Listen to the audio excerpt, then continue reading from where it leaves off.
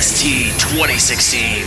This is interviews, music reviews, and more. This is The Hodder Show. What is up, everybody? We are rolling audio here today in episode 320 of The Hodder Show. I hope you guys are doing absolutely fantastic. Thank you so very much for tuning in and clicking that play button on today's episode of the podcast. I have a epic episode for you here today. I do every single week right here on The Hodder Show. I'm sitting down with my buddy, Brooks Bigley, who is the communications director for the Grey Rooms podcast and is also the host and producer of Behind the Door, which is a behind-the-scenes podcast for the Grey Rooms that I really, really love. And Brooks is an awesome guest. We dive into how he got started with the Grey Rooms, how he got started with podcasting in general, his love of horror and where that stems from, the early days of Behind the Door, and how he got to take over as the host of Behind the Door and kind of what he likes to do now with that podcast. And you guys know how much I love the Grey Rooms and how much I love everyone involved with it, including obviously my guest today, Brooks, as well as, of course, previous guests I've had on the show from the Grey Rooms, of course, Mr. Jason Wilson, who's the creator of the Grey Rooms, and Arthur Unk, who is a writer for the Grey Rooms, and also Mark Taus, of course, who has done some writing for the Grey Rooms as well. And definitely more to come on that, but I'm super excited to have Brooks on. We just had so much fun getting to chat with him, and it was interesting getting to chat with somebody who also does interviewing and does such a phenomenal job at it. So I hope that you guys enjoy it. Before I jump into that, I got to give a huge shout out to everybody who supported last week's episode of the show, my chat with my buddy Christian from One in the Chamber. Definitely a fantastic episode. Christian was great, and I cannot thank him enough for the support and all of their fan base for the support. That was a lot of fun. Getting to interact with some new people and getting to link up with some new people. So very excited about that. Big shouts again to One in the Chamber. Definitely more to come with them on the Hodder Show. So stay tuned for that. And stay tuned for the entirety of this episode. I know you guys are going to enjoy it. Buckle up, because you've learned about what's behind the door. Now, hear from the man who takes you there as we go behind the Brooks. Good evening and welcome back to another episode of The Hodder Show. I am your guest, Brooks Bigley, and with me tonight is TJ Hodder, the creator and host of the show. How are you this evening, TJ? I'm doing very well, Brooks. Thank you so much for that wonderful introduction. I very much appreciate it. As such a fan of Behind the Door, I'm so excited to be here with you on this edition of Behind the Brooks here on the Hodder Show. Ooh, thank you for having me. Hell yeah. It's fun to be here. The pleasure is mine, man. I am such a fan of what you do because, yes, I've been doing interview podcasts for almost 6 years now and stuff, but what you do is it's articulate and it's to the point. You're breaking down these stories on Behind the Door, which for those who are not familiar is basically behind the scenes podcast for the Grey Rooms. Do you think that'd be the best way to describe it? Sure. I mean, when we say behind the door, it's like, the character of the Grey Rooms goes through a door into the story. And so, what's behind that door, let's break that down. And that's really been what I feel like we should be doing. And we've been doing it this season, but we kind of have, we've really found ourselves with this show, with this portion of the show, the breaking down of the episodes, because back in the day, it was just a bunch of self-congratulatory, back patting and like, you did this and that. It's very college dormy kind of feeling when you listen to the first 1 and 2 seasons of Behind the Door. So yeah, now I'm the host and I get to talk every other week to, these authors who are helping to make canon what our Grey Rooms characters go through. And I'm like, hey, how did you write this? What did you do? What inspired you? What makes you to make this us? Like, it's a really fun process. And season 4, I've just been really, I think, dialed into opening up these stories more. Really digging into, especially like when you're speaking with just the author. That's one thing I've noticed is, especially with season 4, you've really been, except for obviously the narrative one there, but like when you're speaking with just the author, you're more dialed in on, okay, what makes you tick? Where did this story come from? And that's something that I, as a diehard fan of the Grey Rooms and proud roomie and proud patron, by the way, of the Grey Rooms. Yes, you love are. so much about Behind the Door, because we're getting into the mind of the people who were involved with this. And that's something that I personally really loved. And I know that, saying like what you were saying earlier about like, it's kind of almost like a college dorm type thing with the first couple of seasons. Take me back to that, because, obviously I want to get into how you got involved and everything, but I was such a fan, and still am obviously, of Behind the Door. And when you guys started off kind of in that way, where it was just almost like you guys kind of getting together, having a couple drinks and talking about the episode, where did the idea for Behind the Door really stem from? So, I mean, that idea I would probably attribute to Brian Black, because he was instrumental in getting me, into the podcast on the other side of just being a fan. I mean, I know we can start from the beginning if you want, or I can answer this question real quick and then segue. But I basically came in like day 3 or day 4 to the podcast creation after, Jason and Brian had, started to spin up this wonderful arc that they were writing out. And it was still before the first episode of the first season had come out. Graham, the angel of the Grey Rooms, he's the one that reached out to me. Graham Rowett from the No Sleep podcast and like every other podcast out there. I always joke if you listen to an audio drama, he's probably on it. Yes. Well, I joke with him that there's actually a list of the podcasts that he hasn't been on yet, and it's just easily foldable and put away in your pocket because it's so short.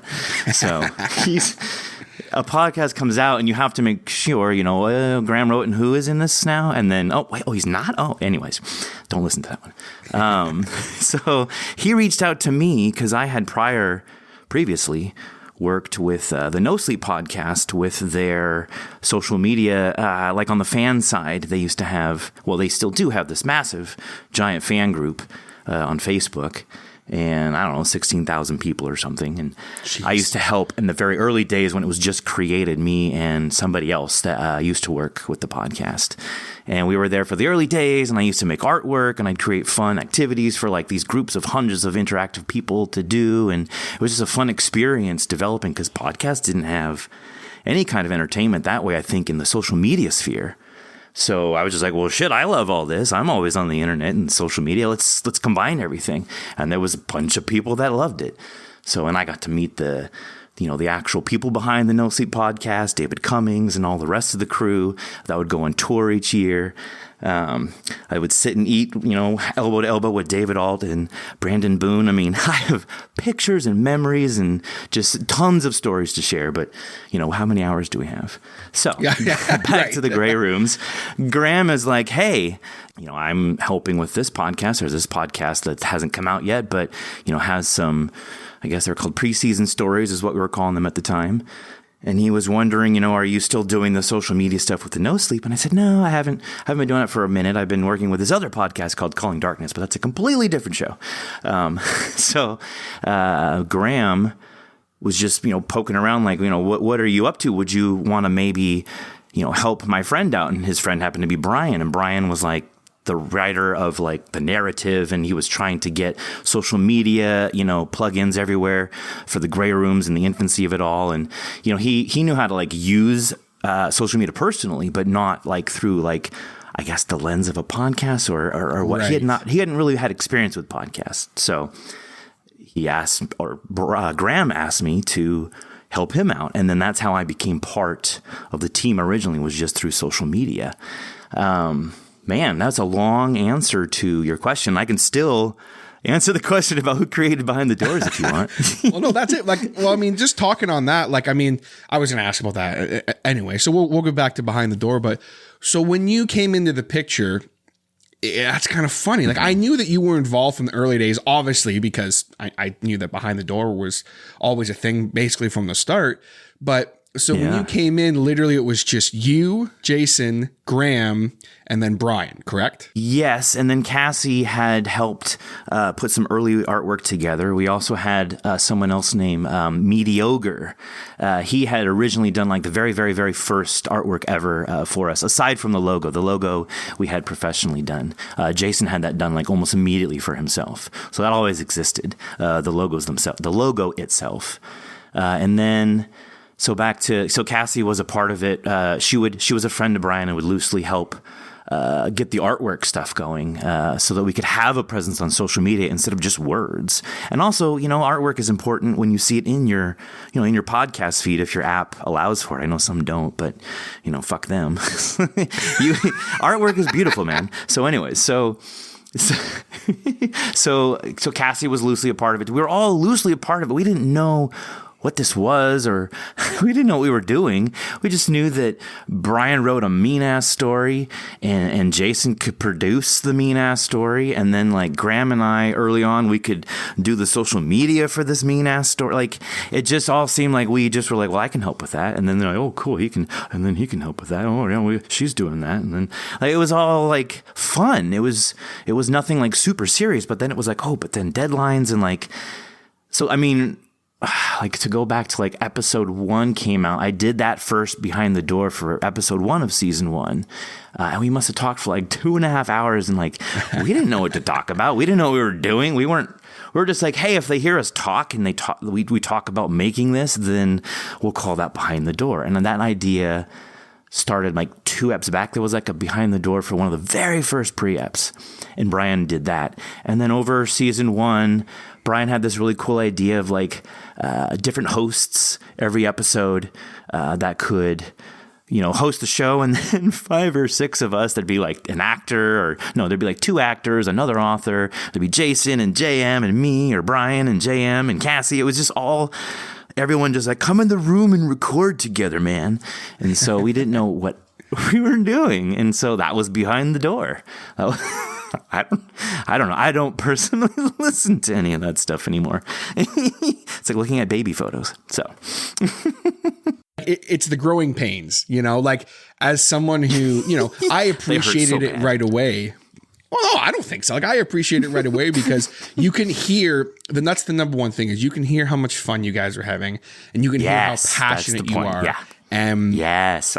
That is very contagious as a fan. And that stuff like that is what got me to, join the Facebook group, and then eventually join the Discord and become a patron. It was more that side of you guys. It was the, hey, yes, we're, all extremely ridiculously talented. Sometimes it just angers me and how talented you guys are. Like, it's just like, I'm like, seriously? Like, really?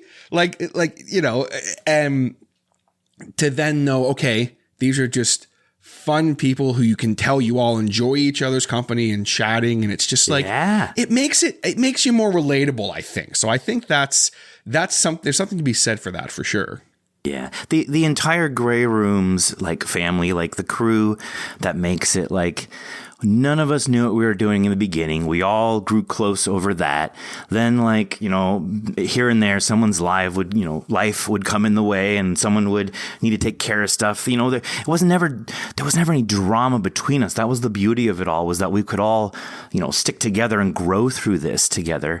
And, like, I mean, we rely upon each other in this weird way. I mean, it's like a band, I guess. Like, we each play an instrument that overall makes, the full soundscape that you get, and like, I was going to say not one of us is more important than the other, but that's silly because, like, for sure, Jason does the sound of Jason, like, I don't want to do this podcast anymore. We'd be fucked and we'd be over. I mean, if JM was like, I'd rather go perform in New York on the streets, I'd make more money in tips. Like, then if JM left, like, we'd be fucked. Like, Jason can do all his stuff and it's great, but he'd have to do something else. The Grey Rooms is him and JM for sure. Right. And then Zanky just comes along and is just like, oh, let me help you have a story with these toys that you're playing with in the sandbox. and here we are. We all support each other, and we all have an integral part. And yeah, it's a family. We haven't met. Some of us, we haven't met in real like space yet, for sure, and we all will, and it's going to happen, and that's probably going to make the universe tilt over sideways or something. Who knows? I mean, I would like a ticket for that. That's what I'm saying. Whenever that happens, can we charge money for that? On the wall. I think so. I mean, seriously, even if you just get like the original crew together, you know what I'm saying? Like, that would even just be like, holy cow. It's just like funny I mean, it means a lot to hear that, but it's also like, it's funny because we're all just We're making something that we love together. And it's still surprising to this day that so many people love it too. And I tell the team all the time, like, hey, this is just a tree. It's bigger than all of us. It's growing huge and we just got to water it. And like, it's giving everyone fruit, but we know its secrets and like how to make it the best. And so we water it. We're the monks just taking care of the tree. That's the Grey Rooms. Well, that's it. Like, you know, you guys started off, you know, very much as a tight knit family. And as things have grown, it's like, you can still, like, obviously, you know, having had Jason on and hearing him talk about all you guys and how important you all are. And as much as with what you're saying with, it's very much like a band. Yeah. If you're in a band, well, I mean, in some bands anyway, if you're the vocalist of the band or you're the songwriter, obviously, if you leave the band, that's going to hurt. That, you know, that there's no denying that. But that being said, if, you know, the bass player or the drummer or the lead guitar player leaves, that can really hurt the band. There are some bands that don't recover from stuff like that. You know what I mean? So it's, everyone is such an inaugural, you know, an important part of the structure of what's going on. And I mean, I couldn't picture anyone else, you know, for example, hosting Behind the Door. I'd be like, who's this person? Where's Brooks? What the hell? It's like, I don't want to hear this person. Thank you. I don't care who it is, you know? Yeah. Thank you for that feedback. I don't hear feedback. It's not like people on the internet are like, yeah, this is great how they break the story down and I understand it better. No one says that'd be cool to hear. So hearing you say that is very impactful. It's like, it's just more, you know, we know that what we're doing is the right thing. And I think it is the fuel that keeps us working so hard is like, hey, you know, it's like a 2-part process for each of us is like in personally, each of us does the part that we do. And then we bring it to the group. Like, here's my portion. And we're proud of that. So it's a 2-part process for us where like, we're each so excited to bring like each portion to the table, like individually, and then each portion goes together to create the podcast that then goes out and like impresses people, I guess. So it's just a very fun way that I think that we can continue to push this podcast, you know, in all sincerity, and then have fans and followers like you say how much you love us. Yay! Well, that's it. And I mean, like, I think for me, as much as like I said this to Jason too when he was on, like, you know, I think I'm already repeating myself, but it's just it's hard for me because like I do truly love the community that you guys have. Like, yes, what brought me to the Grey Rooms was I was a Graham Rowett fanboy and was like, oh, is Graham on this podcast? I'm going to listen to it.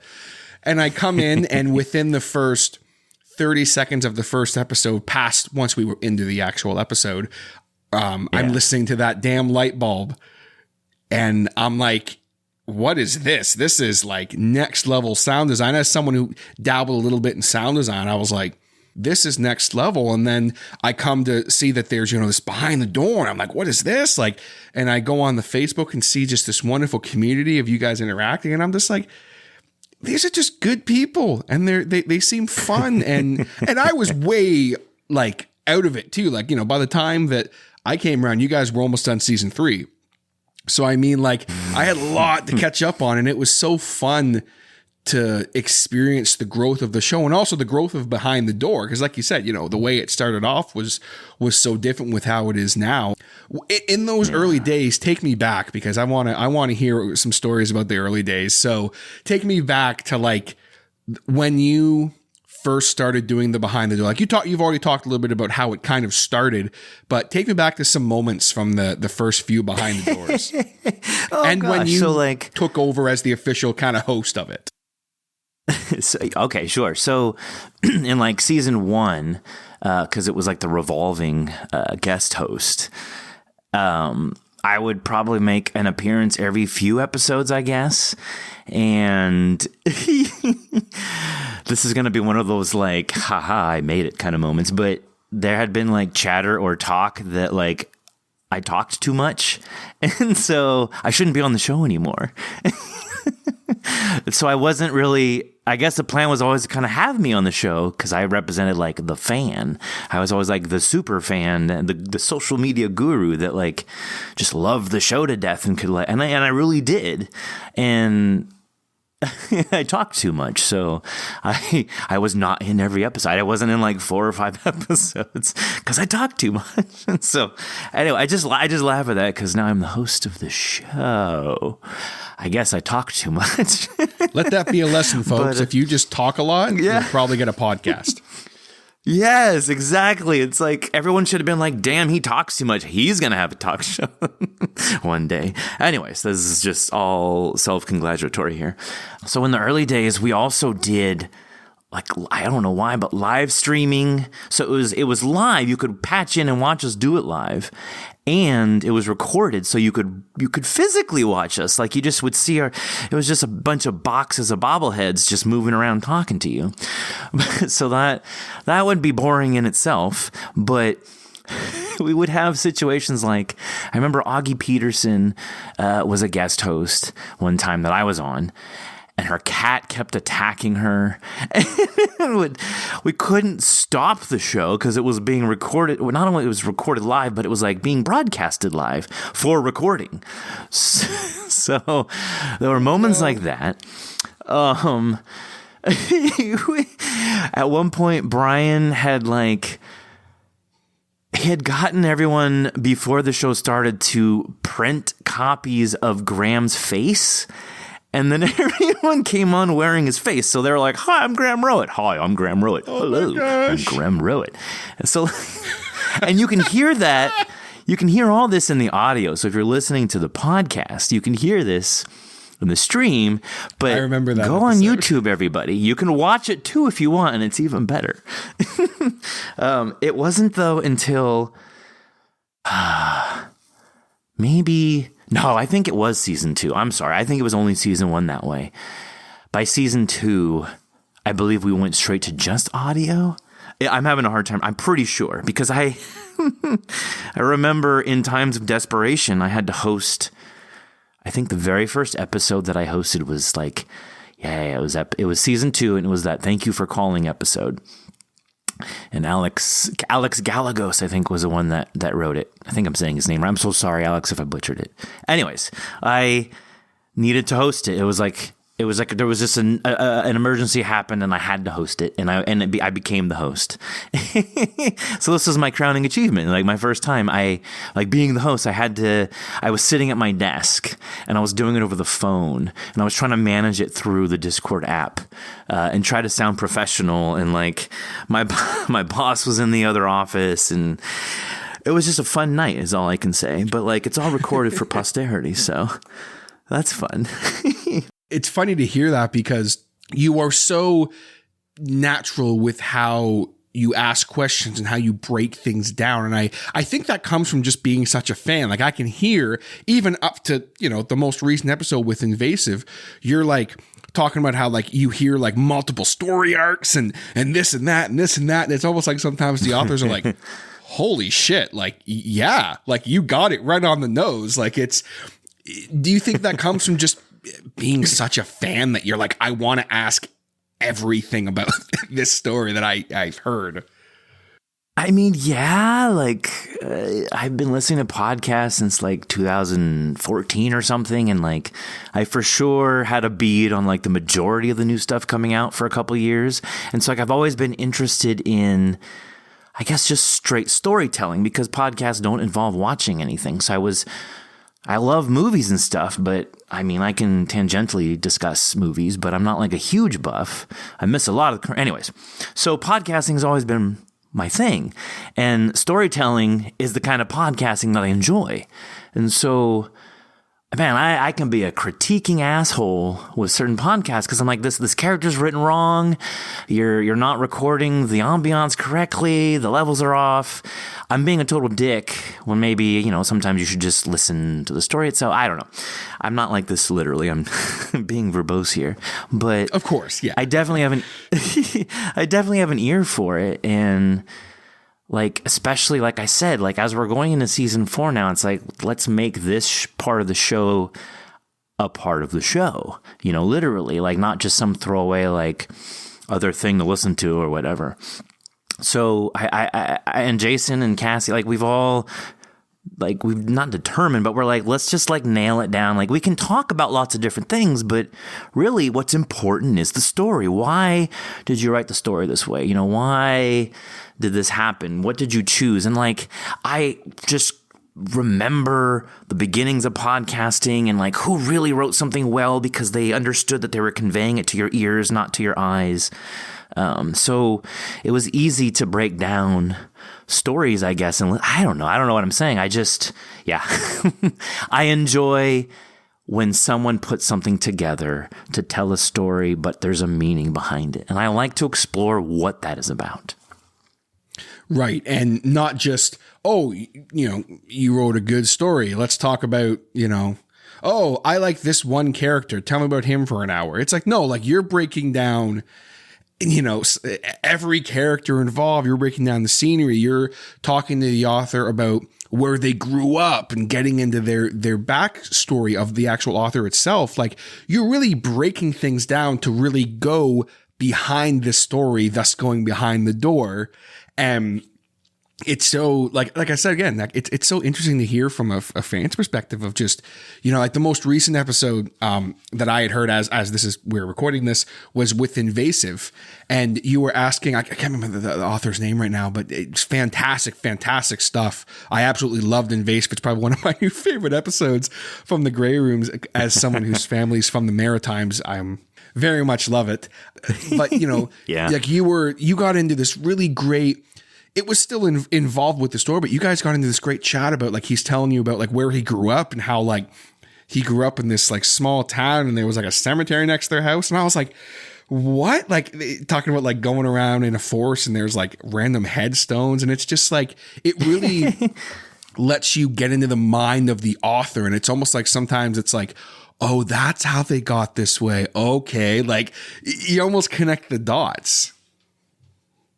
Well, yeah, it's fun, I think, again, especially this season, to really kind of, like, you can talk about, like, and I'm guilty of doing this, but, what's your favorite podcast? What's your favorite movie? But, like, maybe just use that as, like, a lure in so you can get them to expand on something that you can talk to them about, because it is fascinating to find out, why someone wrote something the way that they did.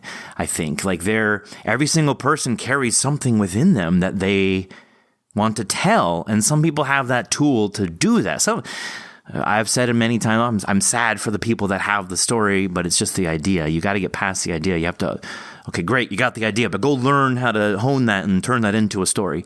So anyway, so you got that idea. Like we all have that idea. We want to get that out. So when someone does, and writes a story that is compelling and has depth and someone doing something, like I've joked even in that last episode you're talking about, that last Behind the Door, that in the first seasons we used to do like, let's just kill the character right away. Boom, boom, he's dead. And there was nothing greater than like, how can I expend some gore and make this a murderous murder?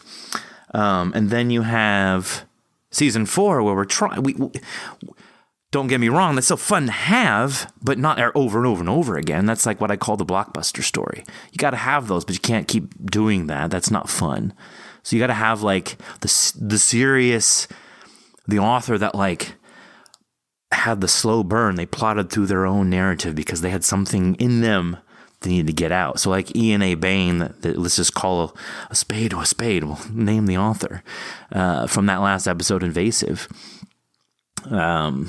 He seemed to have kind of a bit of knowledge of that happening, that idea of like a town and a single economy and whatnot. And we've seen it time and again used in media. And that's the crux, I think, of the Grey Rooms, is like not human sadness, but just like humans are humans are fucked up. Like, I don't know about aliens and I don't know about what Zuck in season 4 per se yet. We don't know like what he deals with internally because he's a badass and he's only ever here and now.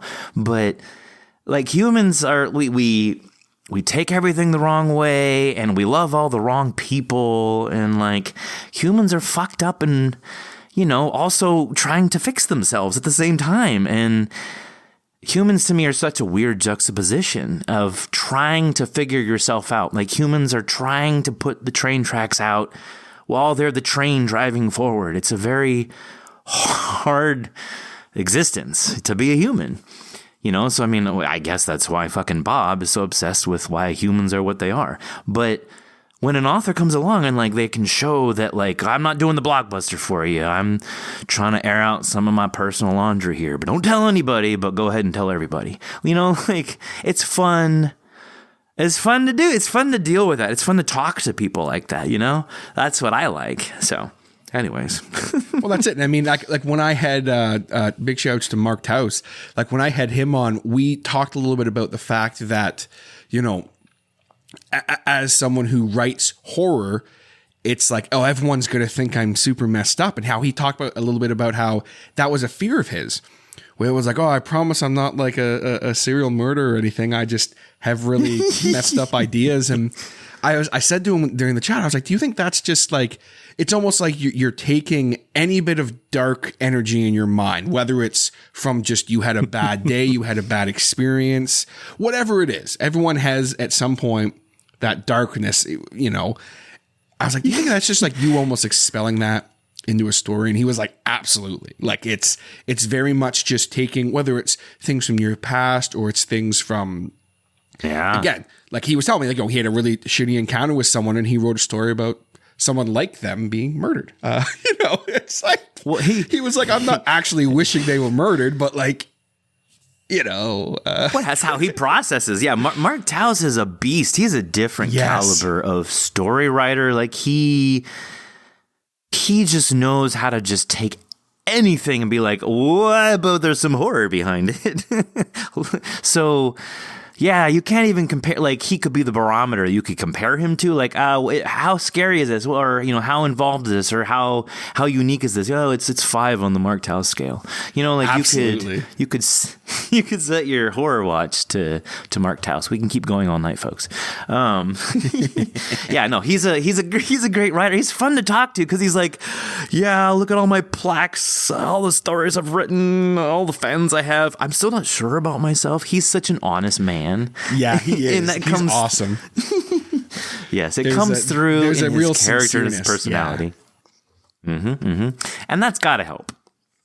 Oh, for sure. Like there's this little bit of, you know, not like he's not sure of himself, but even like now that I have him on Facebook, I'm seeing him, he'll post like, oh, you know, like hit a wall or whatever. And then like the next day he's like, here's 30 more ideas. And I'm like, just like, yeah, on, every man, time. You got it. Like just, but I think that's just the kind of, like, he's such a nice guy and he's so like down to earth and just, you know, there's almost a sincerity to that. Yeah, and it's like here's a story for you. I wrote a story for you. Do you like this? Can I make it better for you? Like he's not like, oh, woe is me, I'm a terrible writer. That's not at all what he is. Yeah, he's very much like worried about making sure you're happy with it. You know, like that's fucking amazing. Being that you're someone within the horror genre of podcasting and audio dramas and things of that nature, what got you started in the world of horror? Have you always been a lover of all things horror, or did it start at an early age? Where did that all come from? Yes, but very like weirdly specific and or like standoffish. I have memories of like being... let me think back. 7, 8, 9, seeing Gremlins for the first time and being like, this is scary as fuck. This is also cool as fuck. And like gravitating to it, not being like, I'm scarred. But like for sure, I was the kid that would sleep with my nose to the wall, with the lamp on in the room. But like horror, like Critters, man, I loved all the Critters movies, and like they were written terribly. The first one was cool, the rest were terrible, as all, you know, franchises are, kind of. Whatever. Oh man, I'm just saying shit tonight. Except for the Grey Rooms. Except for the Grey Rooms. Yeah. The original Chucky, like not the newer. I haven't even bothered. I don't even know. I'm sorry. Don't at me, bro. Like I grew up on like the average kid being exposed in a decent way in the 80s and 90s to horror, I guess. So I loved horror from an early age, and I dug books about horror, but like never anything specific. It was always, I guess I've always been like, let me enjoy the little man kind of thing. Like, yeah, I didn't read Stephen King when I was little, maybe Christine. I don't know. That, to me, that's psychological horror. I read books like that a lot, but I don't know, like movies and stuff. Like I said, it was always just like topical horror stuff. I wasn't like deep. I mean, you can name a movie from the 80s and like, if it was like between A and B list, I probably saw it. But horror to me represents a way to like get your message out to people. It's like a filter or a lens, and any message that you have, and that's been indicative of horror throughout the decades. Oh man, George A. Romero, I won't tell you a favorite movie, I'll just say favorite franchises. I love, from Living Dead to any of the blah blah blahs of the Dead movies. Whether they were shit or not, I don't give a shit. It was all they were all awesome to me. Zombies are fucking awesome. That's my favorite genre of anything, is zombies, is the impact against society and people getting fucked up and all that stuff. But we can talk about that a different time or whatever. Horror to me is us being like, hey, I got this thing I need to say, get off my chest. And if I just wrote like two people just hanging out and talking, you wouldn't listen, or you wouldn't read, or you wouldn't watch. So let me put some horror to it. Like, that's the kind of horror shit that I love. It's almost like and I mean, I think we're kind of in the same vein as that, even though I started way later in life with horror, where it's like, it's more of like, it's not just, oh, there's a killer on the loose. It's like, no, like, let's really think about what this is and the impact it has on the world. And okay, yes. There's a creature. Like, I think for me, like, I think one thing I can say just from listening to you say that is, it's like, yes, there's a creature on the loose and it's killing people, but it's, what are the other people doing? It's like, there's also this guy who's going around and is like, it's almost like the whole, like, all monsters are humans type thing, right? Like, is that kind of what you're getting at? Yeah.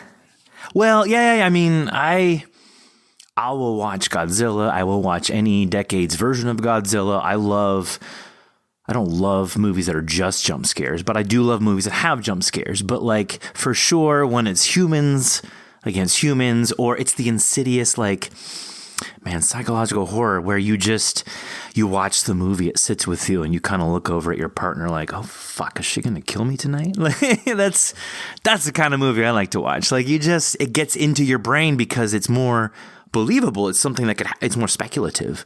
It's like speculative fiction to me makes the best horror. And that's why as soon as I heard about No Sleep podcast, like in the beginning days, maybe not them, but for me listening was maybe 2015. So I don't know. I came at like season 6 or something like that.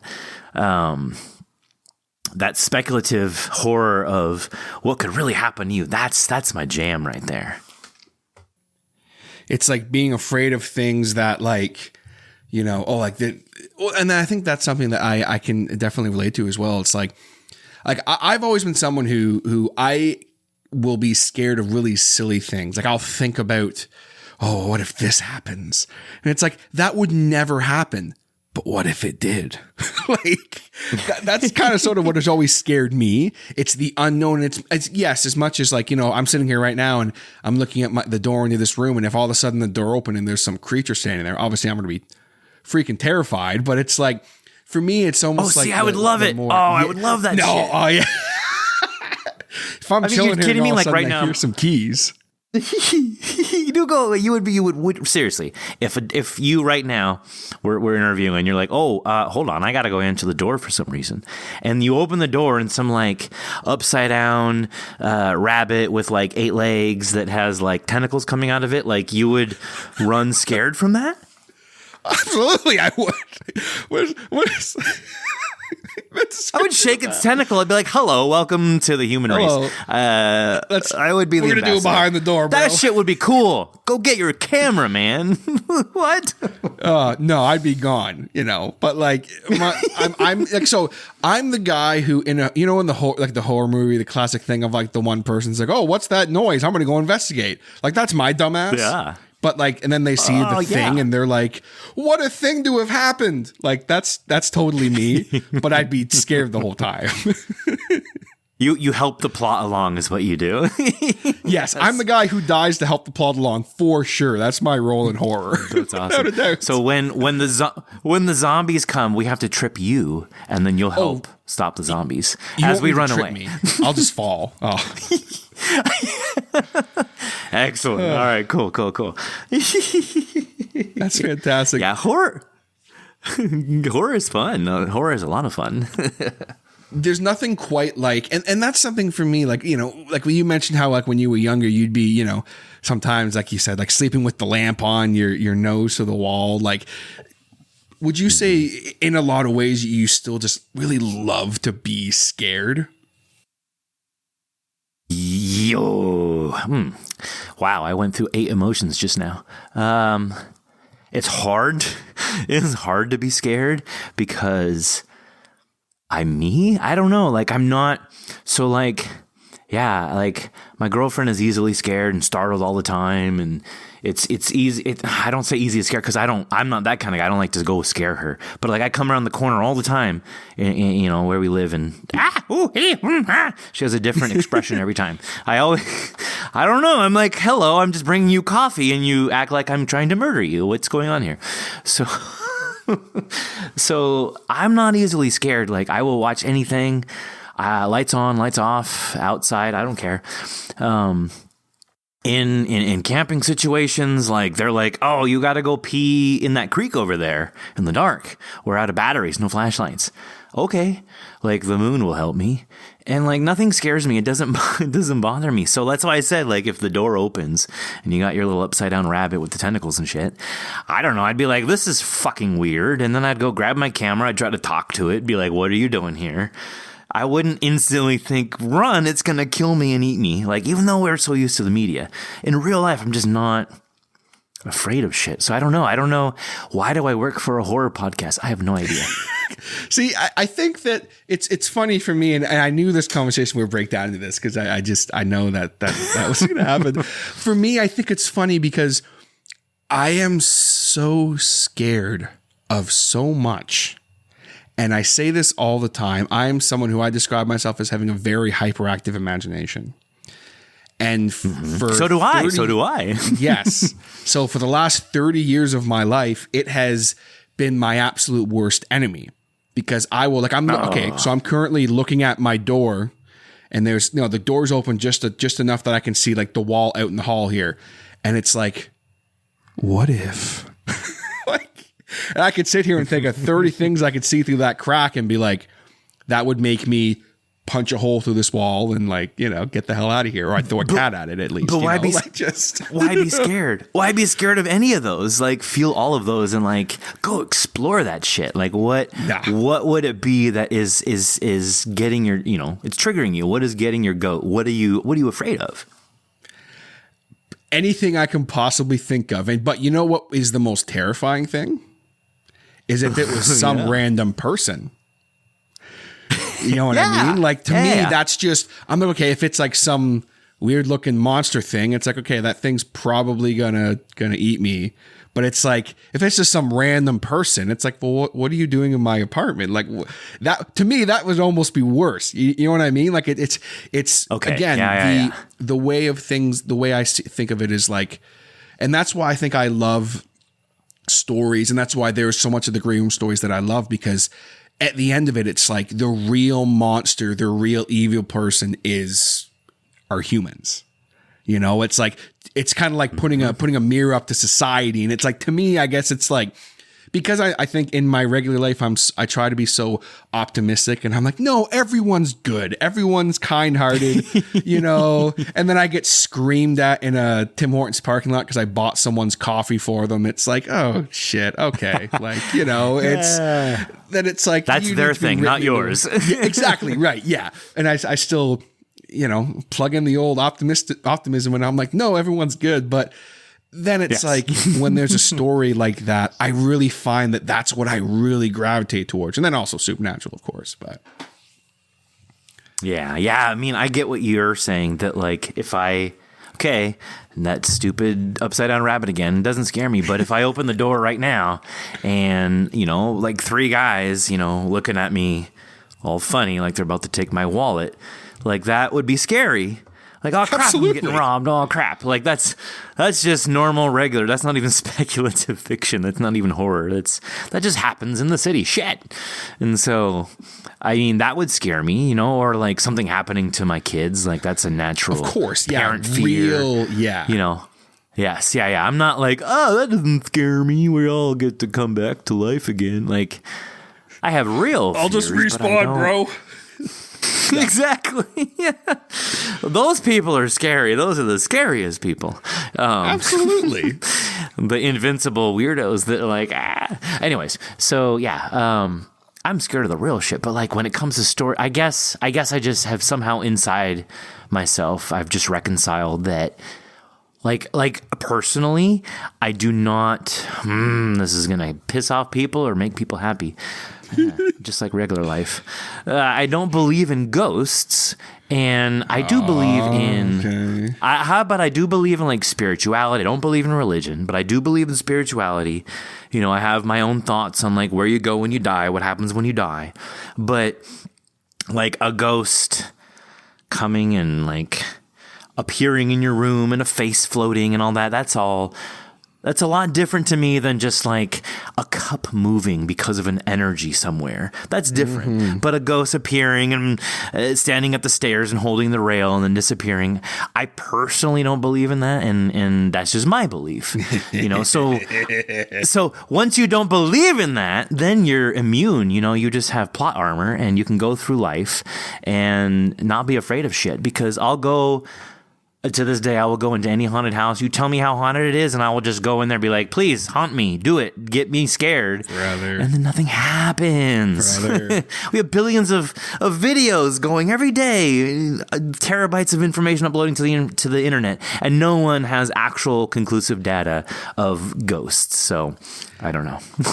You are absolutely right on that. And I used to be exactly the way you are. Until I experienced some shit I couldn't explain at an old job. And I have hours of stories about that. But, so you're saying right now, if you're sitting there and all of a sudden the cup move, you wouldn't be like, what? You'd be like, there's a perfectly logical explanation for that. Well, no, not necessarily. I mean, how does science explain that? You're right, because I'm sitting here talking to you in a microphone, and if my cup just slid towards me, like a ghost was like, here, drink this. I'm not going to... I got to go. I'm not going to be like, yeah, well, no. I'm just saying I wouldn't be like, oh, yeah, science explains that shit. I'm not worried. That doesn't make sense. Neil deGrasse Tyson isn't going to come in here. The ghost that lives... Yeah. The ghost that lives in this room wanted me to have a drink. Whatever, Exactly. I would be convinced and I would say, okay, I believe you now. But also, I still wouldn't be scared. I'd be like, tell me more. How did you slide that glass to me? Who are you? I would totally go behind the doors with him. I was just be like, why are you here? What makes you a ghost? What is a ghost? What is a ghost? When you were I'm Brooks ghost, Bigley, and we're here with a ghost. Exactly. The author of his own immortality. Anyways. So you're a ghost. So how's that working out for you? Just tell me more. What podcasts have you been on? Anyways, I'm not scared of that shit. And I don't mean that in a weird, like, I'm better than most people. Like, no, absolutely. It's just me personally. Yeah. Take me with you on a ghost hunt. I'll hold the, I don't know what the device, EVP. I probably said that wrong. I will hold the devices for you. I'll be that guy that lays, on the bed in the sanitarium. And then you can film me. I'll be that dude for your footage. I don't care. It doesn't bother me. It will sound weird to me while I'm in there. I'll probably be cold. Like I'll be a little freaked out, just like, will this building collapse on me? I don't know. But I'll be okay. I'm the complete opposite. I ain't going anywhere near that effing sanitarium. Get me out of here. No way. I don't know if it's, I grew up in a small town, like very sheltered. So like, I don't know if that has something to do with it. Cause you're in California, right? Yes. I'm in California. I was born, in San Francisco. So I'm a city boy. But, you know, I mean, I moved out of there in my late teens. So it's funny to have, you know, I'm 39. So to be like, yeah, I'm from the city doesn't really work because I haven't been there since I was a teenager. But anyways, it's my core. It's where I grew up. So yeah, I didn't get exposure. Man, some of the authors talk about these fun experiences living out in the wilderness and like being exposed to that stuff. I'm just like, this is great. I love your story. I've never been able to live that. Sure. And I in my experience, when I speak with people, and this is just completely, we're just going off on this ghost thing here now because I'm just curious. Like for me, anytime I've spoken with someone who is, you know, not necessarily a believer in those kinds of things, I found that they have their story is very similar to yours.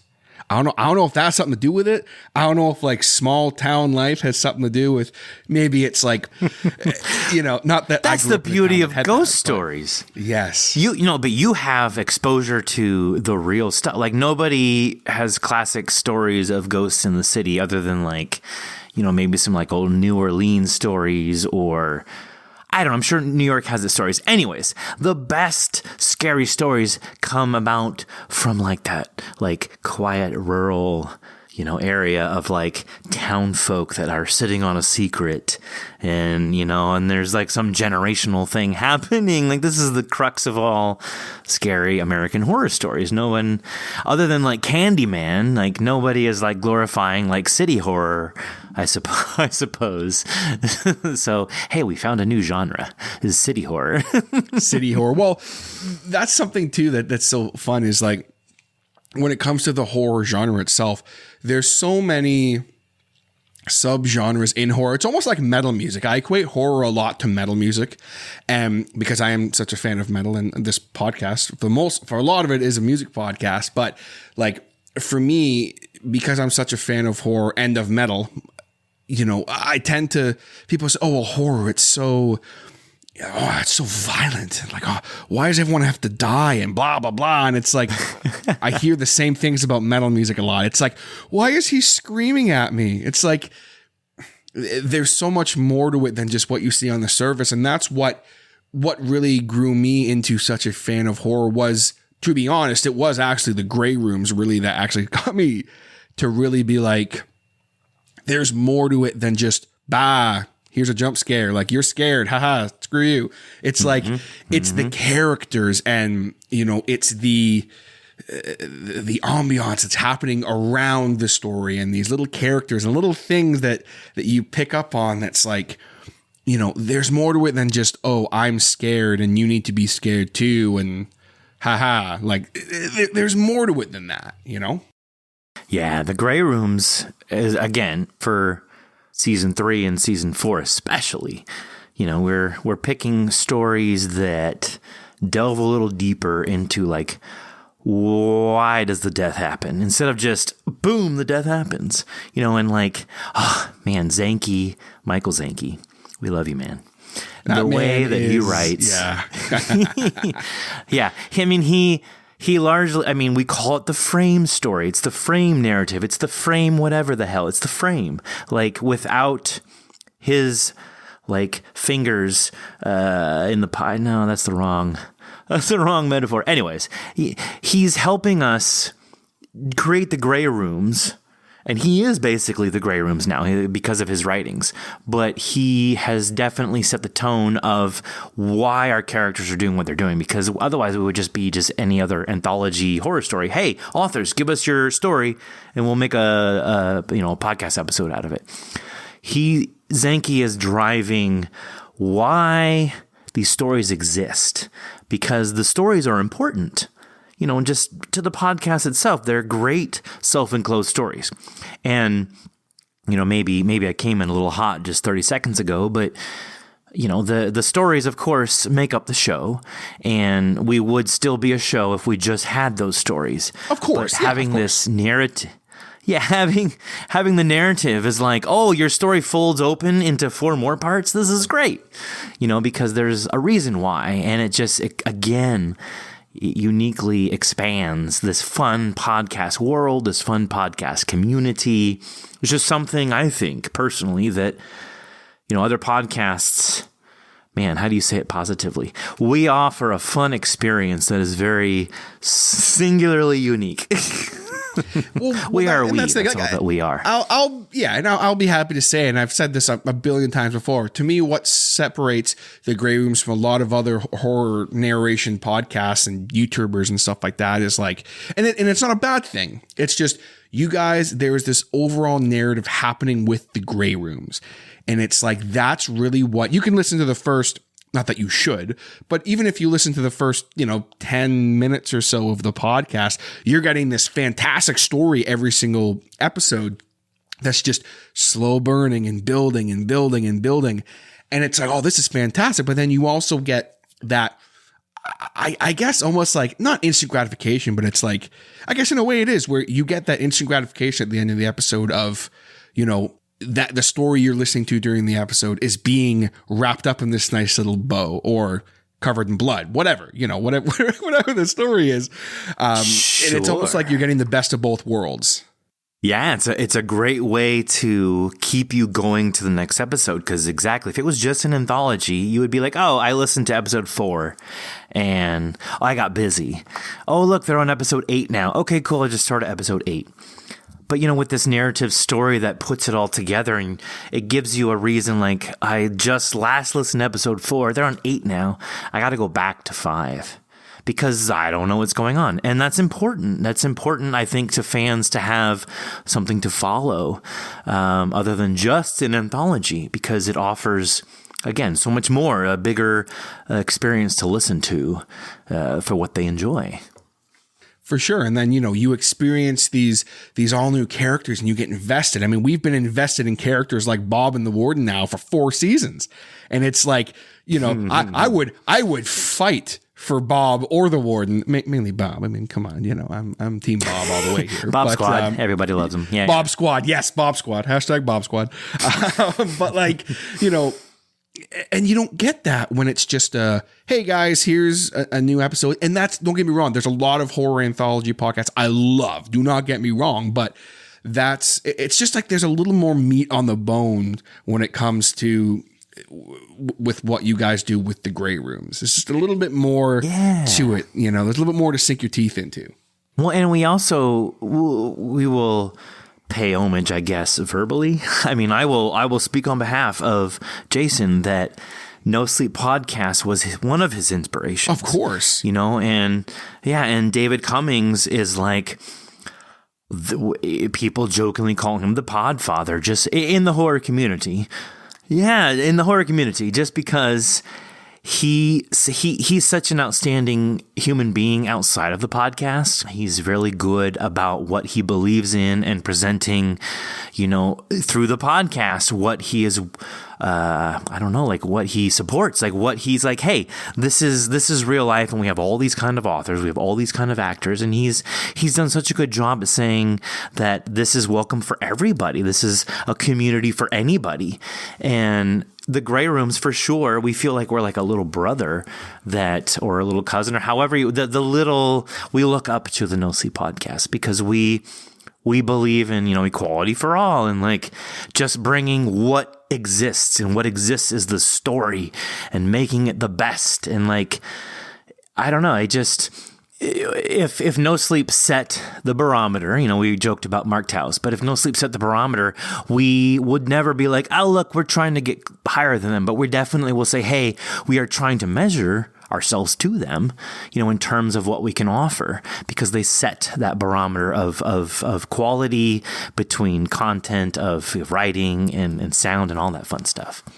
It's basically like, when Jason was on, he made no qualms of saying, basically, without the No Sleep Podcast, I would never have gotten into this. And, they are so important you talk to basically any horror fan who is into audio drama podcasts, specifically horror audio drama podcasts, obviously, they're going to mention the No Sleep Podcast. And there's a reason for that, because and it's almost like the way I see it, it's like they're the ones that kind of, maybe did they help build the old bridge a little bit, Well, yeah, and I can tell you some personal stories, about David Cummings. I mean, well, in a nice way. That sounds terrible. But like, I mean, he started out being on Reddit with, the original, I guess it's the No Sleep Reddit, where authors would... Yeah. Yes, and it originated on Reddit, where the original authors would all write stories of like, it was not, I guess a competition is a loose word, but they were trying to just continue to each improve each other and write better stories. It was almost like, I guess they were sharing, but also fans could come along and read them and upvote them and whatnot. And so that just kind of helps to pick the better stories. Anyways, so David Cummings came from that and was like, well, let's turn this into a podcast. Let's read this kind of stuff. Let's make this something that, we can have people listen to instead of just reading, and they can have, maybe some kind of music or something to guide their earballs along as they listened instead of their eyeballs. And so he was very instrumental in getting the No Sleep started with somebody else. And then right away, I don't know what happened, but he became the solo person in charge, and right away started finding actors online that could join him to turn these stories, into something that he could produce. And so like that set the tone, I think, for horror podcasts, because that was like a decade ago or something like that. So he definitely got the ball rolling, but then he also, like, because he was the host of the show, so he was like our very first podcast crypt keeper, basically, and he would introduce each episode and like tell us a little bit of what was going on. And then he would talk about this community, but like, whoa, a community, like a podcast, like that's interesting. And he was right. Like there was other podcasts, and he would say, listen to these people, and they're writing these stories, and they're doing these things. And so he definitely, even so much as invented the horror community, I think, of podcasting almost. And so he's definitely the goddamn horror podfather. If anybody's, ever in the future, if aliens are listening, like, oh yeah, where did all this start from? Well, David Cummings is very instrumental. Yeah, if they come to us and say, take us to the Podfather, I mean, we're going to take them to David Cummings. Let's be serious. Exactly.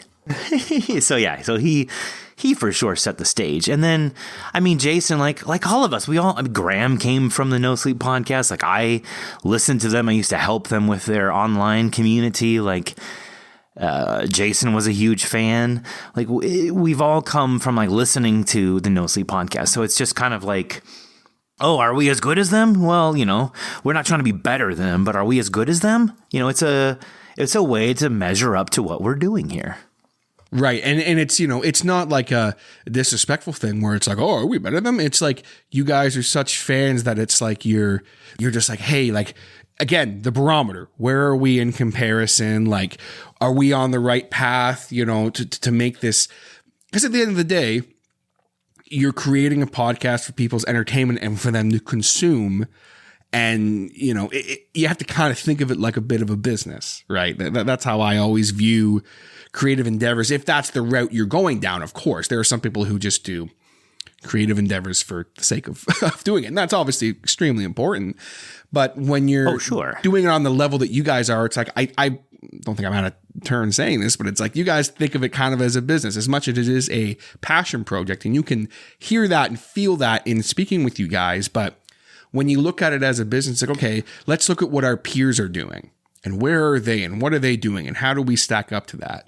Well, I told you we made a tree out of this, and it's true because we pay our authors, we pay our actors. Like, again, we're trying to be like the No Sleep podcast. We're trying to be like, there are other horror podcasts. There's, Chilling Tales for Dark Nights. There's The Wicked Library. There's, several other anthologies where they have, a wheelhouse of authors that write really good, compelling content. And we like to pay our actors and our authors, and we're trying to like be the podcast that like, pays competitive rates, I guess. Like we're up and coming, and we're trying to make this something that can, like I said, it's a tree. It's not about like, what can we do to make a couple dollars on the side? It's about what can we do to continue this tree growing because it's bigger than us. Yeah. And so, having that model of paying the actors and the authors, I think bodes very well, because we can also attract, talent that, again, it all feeds back into itself. Like, we want the best of the best authors writing for us. We want, newcomers who are confident in their writings to approach us, because we're also going to do, turn their stories into scripts. Like, we just want to kind of be like this, like, we scoop you up and bring you up, and then our scoop comes back down to scoop up the next person. Like, we want to help with that, and we're not a big giant yet. We're not like the No Sleep podcast yet. You know what I mean? Like, but we're trying to make something self-sufficient that's bigger than us, so that, I joked earlier about, the podcast will fall apart, but maybe 10 years from now, JM can like retire because he's got like 4 other dudes and dudettes and everyone in between and not, helping to make music for him for the Grey Room's productions, because let's face it, like, we're going to grow and we're going to want to do many other things too, in the pipeline. So, like, all of this is a very important endeavor, I think. And, you say like a business, and maybe people can pivot the wrong way and be like, they're just trying to make money. Like, no, we're trying to grow this tree. Like, you're helping to do that. Like, when on our, our Patreon, when our patrons, whatever the hell they're paying, we have $1 tier that gives you ad-free access. Like, anything that you can pay to get anything out of us is viable, because that money goes into the coffers to pay the actors, to pay the authors. Good God, we have all kinds of other fees too to pay to run this podcast. And yeah, it's fun when 1 or 2 or 3 or 5 people can create a podcast like we did in season 1. And we weren't like, hey, everyone pay us. But now we've created this giant thing, and we're like, oh fuck, like, hey, everyone come help us. This thing is too big for us to hold by ourselves. Absolutely. Come help us keep it up.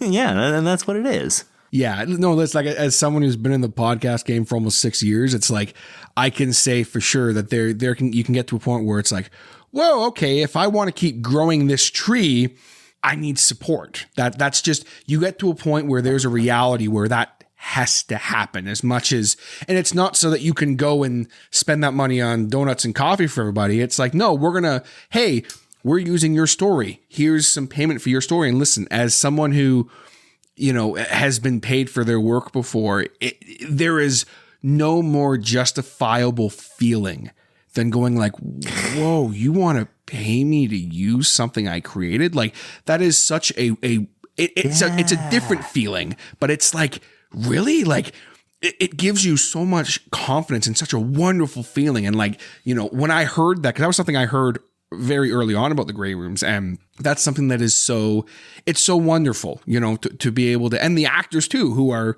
bringing light to this, it's just such a really cool thing that you guys do that, and that it's so important to you. And I know, Jason has said the same thing before too.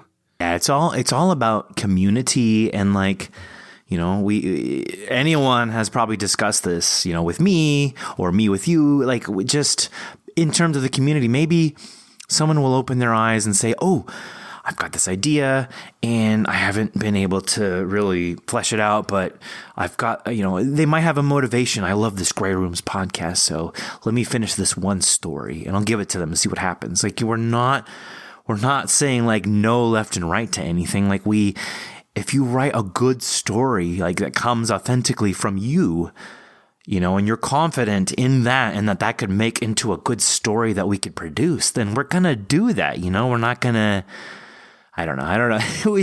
I feel like hopefully we've at least opened that channel that people can see that, like, hey, between us having submissions open and trying to work with new up and comers along with like established people so everyone can rub shoulders, like, also just like me talking to the authors, like, I'm just like, hey, if you can write, fucking write. God damn it. Like, save yourself and write. It's so important in this world to get your ideas out there. There's so many people with ideas, but you got to hone that shit.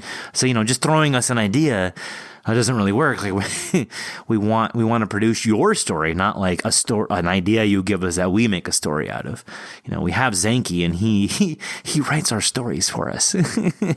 So just inspiring anybody that wants to hone their craft and their tool and push that idea out, as something written. And, once you write that and we produce that, once you write and put on the internet, shit, it's canon to humanity, right? Like if you or I put anything on the internet, it is public forever. Like even if you go and delete that shit, it's still on a server somewhere. It'll still be somewhere. Cached it.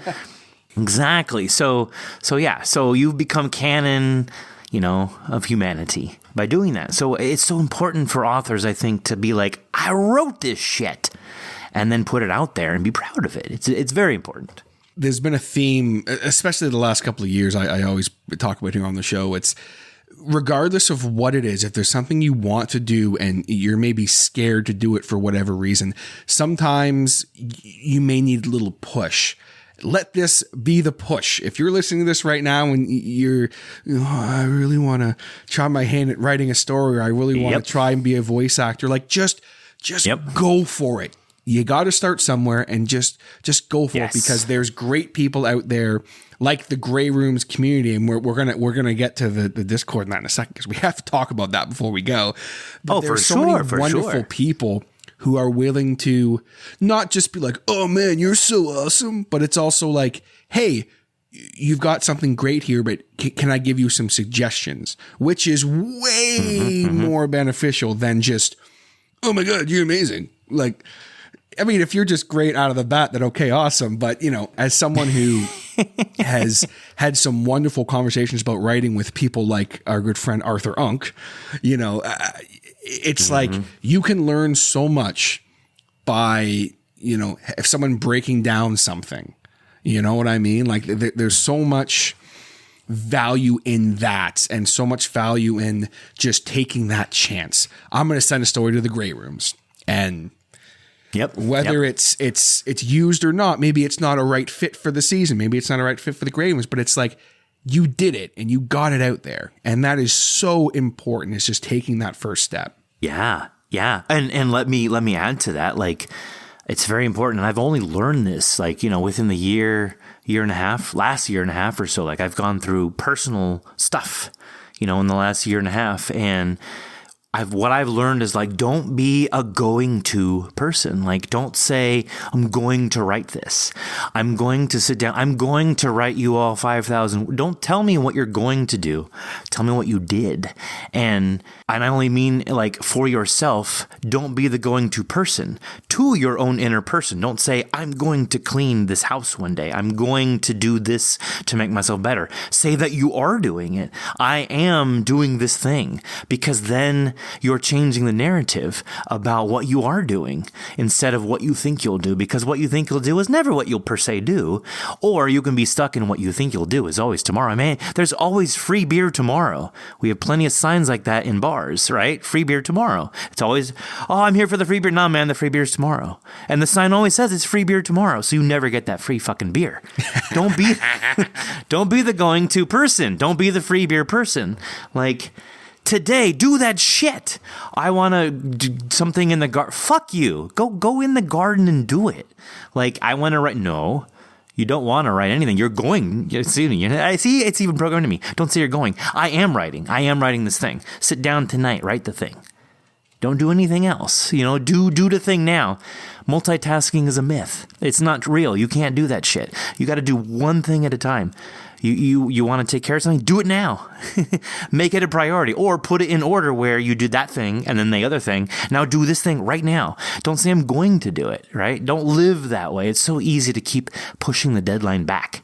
I'm going to do it. I'm going to do it. I'm going to do it. You've been going to do it for 5 years. Fucking do it. Yeah. Just fucking do it, bro. Just fucking do it. Just do it.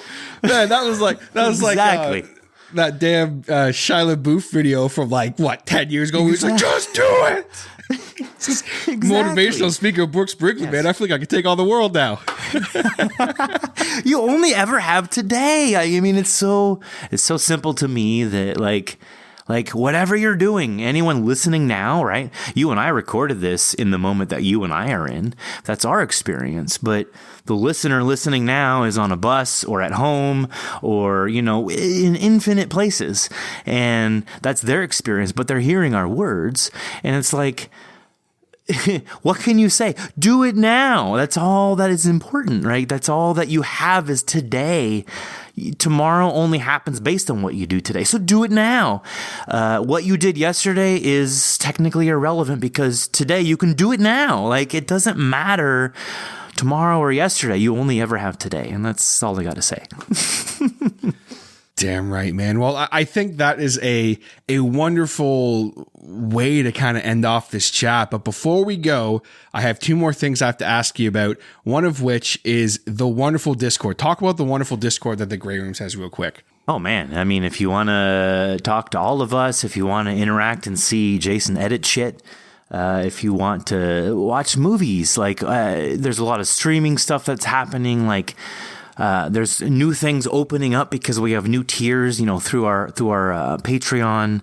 I don't know what you call it, Patreon system. Anyways, if you subscribe to our Patreon and become a patron, you get certain benefits on our Discord. But in general, even if you have none of that, Discord is a place for you to be you and for you to talk to anybody and interact with the authors.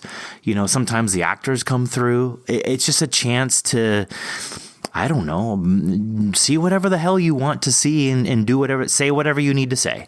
Just come and be you. That's all that it is. And sometimes there's even horror involved. I mean, come on, we're a horror podcast. But there's a lot of, you know, just, I mean, for God's sakes, one of the funniest, dumbest inside jokes that I think we have in the whole Graham's community is the damn honk. I cannot even explain how any of that came to existence because the community is so beautiful. And I've even said it before that, like, you don't even need to police this community. Everyone is so, like, tightly knit and everything is so fun and jovial every day. Everyone is checking in on everybody every single day. You know, like, everybody is, like, aware of what is happening. Like, there's a very big core of people that interact.